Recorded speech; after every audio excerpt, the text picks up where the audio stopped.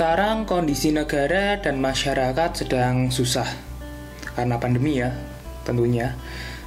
Nyari uang susah, bahkan nyari kerja susah, dan yang paling susah itu adalah mungkin nyari jodoh ya, seperti saya susah nyari jodoh.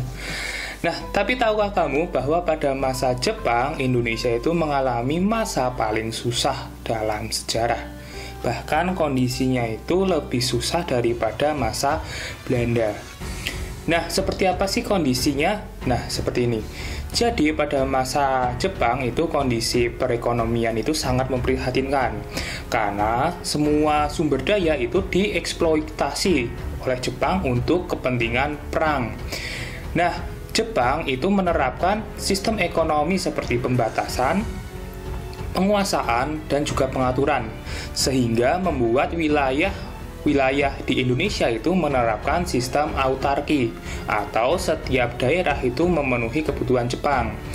Hal ini membuat krisis pangan, sandang, dan masing-masing daerah atau masyarakat itu hanya dibagikan beberapa kuota saja untuk sandang dan pangan. Contoh, untuk beras, kuota untuk masyarakat dari hasil panen itu hanya dibatasi sebanyak 40%, dan 60%-nya itu dibagi dua, yang 30% itu untuk pembibitan dan 30% lagi itu untuk memenuhi kebutuhan Jepang. Jadi dengan pembatasan kuota beras tersebut yang menyebabkan terjadinya wabah kelaparan dan juga sandang itu mahal, akhirnya masyarakat banyak yang menggunakan karung goni sebagai pakaian.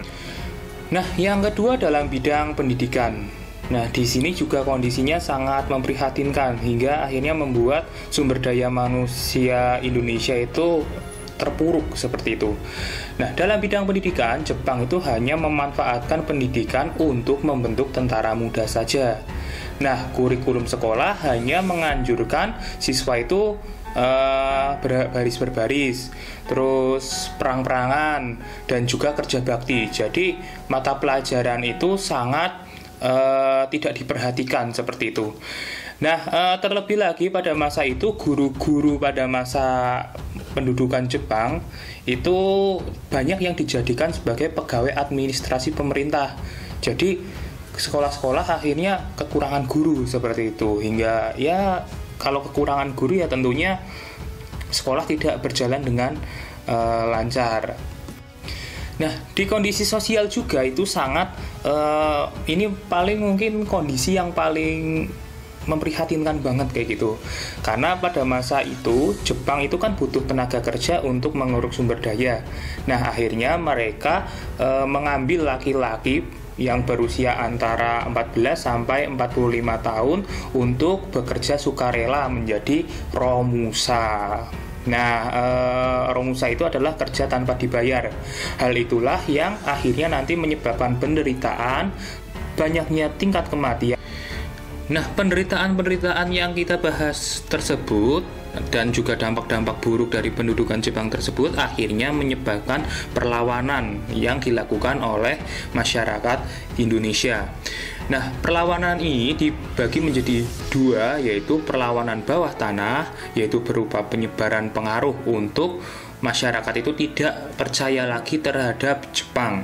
Nah, perlawanan seperti ini itu ya dilakukan secara diam-diam gitu, karena kan namanya gerakan bawah tanah. Nah, gerakan bawah tanah ini seperti gerakan Sukarni, Ahmad Subarjo, dan Sultan Syahrir. Nah, yang selanjutnya itu perlawanan bersenjata, yaitu perlawanan yang menggunakan senjata langsung kayak gitu. Jadi berhadapan langsung dengan tentara Jepang. Contohnya itu perlawanan di Aceh oleh Teku Abdul Jalil, di Singaparna oleh Kiai Haji Zainal Mustafa, perlawanan peta di Blitar oleh Supriyadi, perlawanan peta di Aceh, dan Gumilir. Nah, pada akhir tahun 1944 dan juga awal tahun 1945, Jepang di Perang Asia Pasifik atau Perang Dunia II itu mulai terdesak oleh sekutu. Wilayah-wilayah di Oseania mulai dikuasai Amerika dan Australia.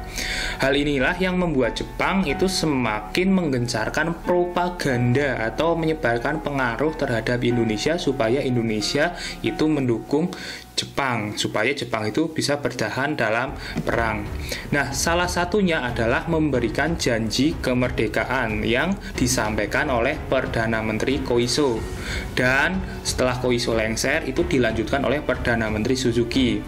Hal tersebut membuat Jepang dan Indonesia akhirnya membentuk PPUPKI yang diketuai oleh Dr. KRD Rajiman Widyodingrat. Tujuan PPUPKI adalah mempelajari dan menyelidiki hal-hal apa saja yang berhubungan untuk membentuk suatu negara. Dan yang dibutuhkan suatu negara yang pertama adalah dasar negara dan juga undang-undang dasar atau peraturan. Hal tersebut dibahas di sidang yang berlangsung sebanyak 2 kali dalam sidang PPUPKI. Nah, sidang pertama PPUPKI yaitu tentang pembahasan dasar negara. Nah, di sini ada perdebatan antara kaum Islam yang menginginkan bahwa Indonesia itu dasar negara dan bentuk negaranya itu harus Islam karena mayoritas warga negara Indonesia itu Islam.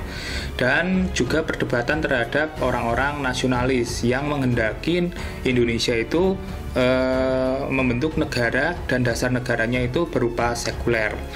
Nah, di sini akhirnya juga banyak tokoh-tokoh yang menyampaikan isi tentang dasar negara dari ide-ide mereka seperti Muhammad Yamin, Suparmo, dan juga Soekarno yang pada pada saat Soekarno berpidato dasar negaranya itu disebut dengan Pancasila atau 5 sila.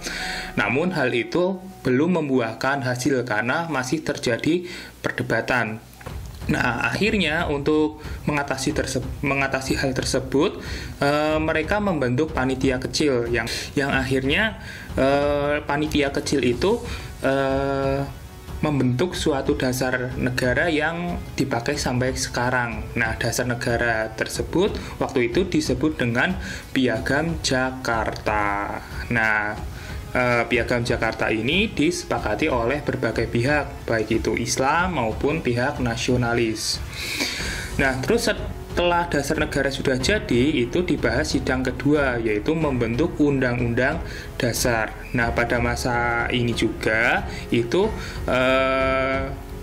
BPUPKI berhasil menghasilkan berupa pembukaan, batang tubuh, dan juga aturan-aturan tambahan yang disebut dengan Undang-Undang Dasar. Nah, setelah itu BPUPKI resmi dibubarkan dan dibentuk badan baru untuk mempersiapkan kemerdekaan Indonesia atau panitia baru. Itu disebut dengan PPKI yang diketuai oleh Insinyur Soekarno. Nah, tujuan PPKI tersebut adalah menyiapkan pemindahan kekuasaan dari Jepang ke Indonesia. Nah, jadi ada prosesinya seperti itu. Hal itu dilakukan, penyerahannya itu dilakukan ketika tanggal 12 Agustus 1945, di mana waktu itu Marskal Terauchi sebagai Gun Sirekan itu menyerahkan kekuasaan Indonesia kepada Soekarno secara resmi. Nah, ini bertempat di Dalat, Saigon, Vietnam. Dan setelah penyerahan kekuasaan tersebut juga akan dilakukan proklamasi pada tanggal yang rencananya pada tanggal 24 Agustus 1945. Nah, itu adalah materi tentang kondisi atau dampak pendudukan Jepang, perlawanan terhadap Jepang, dan juga akhir dari pendudukan Jepang. Nah, pertanyaan untuk kali ini adalah jelaskan inti dari sidang pertama BPUPKI. Sekian untuk video kali ini, tetap semangat dan wassalamualaikum warahmatullahi wabarakatuh. Sampai jumpa.